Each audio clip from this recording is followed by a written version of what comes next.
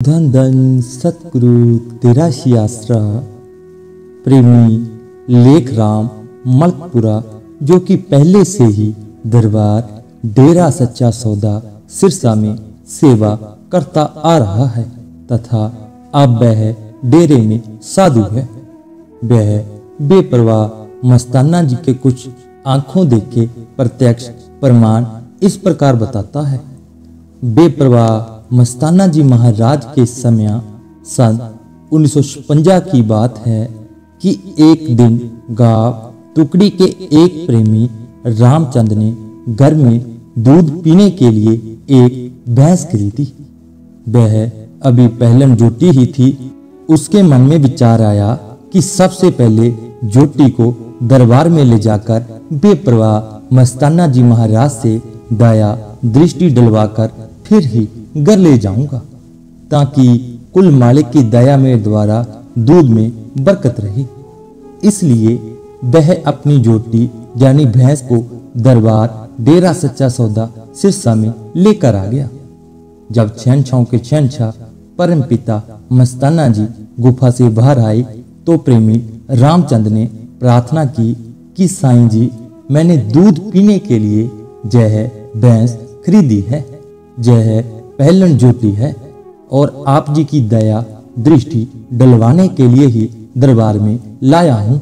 कुल मालिक की लीला आम आदमी की समझ में नहीं आ सकती, परंतु बोले वाले जीवों पर कुल मालिक की बहुत ही कृपा होती है। बेपरवाह जी ने फरमाया, हमें तो भाई पता ही नहीं चला कि पहलन जोटी क्या होती है, परंतु है तो यह भैंस। बेपरवाह जी बिल्कुल ही भोले वाले बन गए।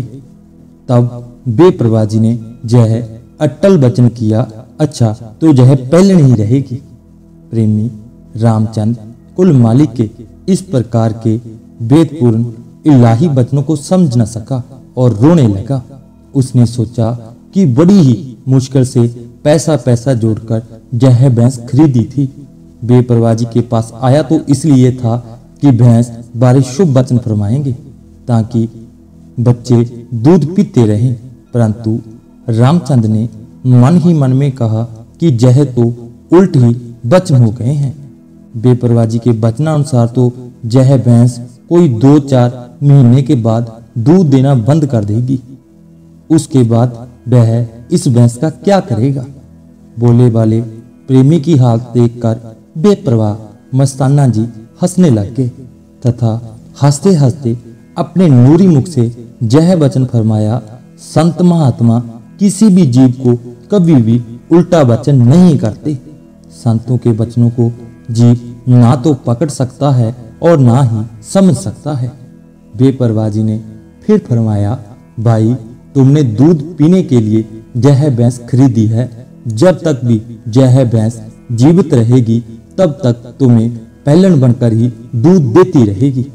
कुल मालिक के अप्रोग वचनों के अनुसार प्रेमी रामचंद उस भैंस को अपने घर ले गया तथा उसका उसने खूब दूध पिया।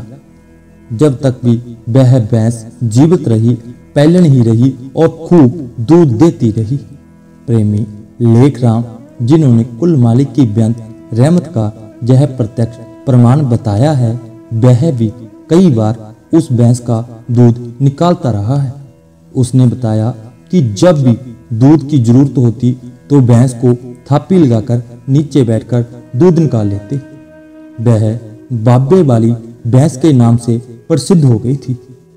उस भैंस की कटड़ी जो कि उसके साथ आई थी, वह भी उसी प्रकार जब तक जीवित रही खूब दूध देती रही।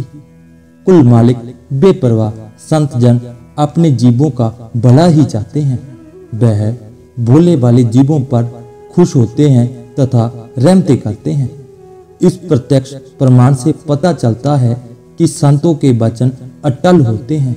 जैसे ग्रंथों में भी यह प्रमाण दिया है, संत वचन पलटे नहीं, पलट जाए ब्रह्मांड। धन धन सतगुरु तेरा शी आसरा, धन धन सतगुरु तेरा शी आसरा।